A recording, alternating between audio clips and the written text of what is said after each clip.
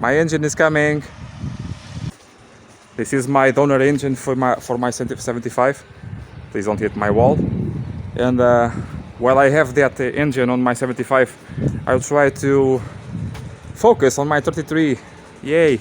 And then when my original engine from the 75 is out, I'll try to rebuild them with patience, with all of the best that I can find, with time and some money.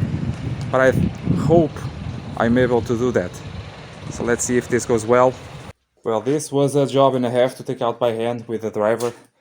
Thank you a lot for that, driver, because I don't have a crane yet, a hoist, nor I have an engine stand. I have to clean this very well. I have to attach my starter to see the compression of this engine. This does not look very pretty. I have no spark plugs, a lot of dust. I'm afraid I have a bit of a surprise here. Let's see if this engine is better than mine. Clean it out very well before I know that the compression is good. Put some oil right away on the cylinders so I don't have any surprises. And again, this is better than nothing.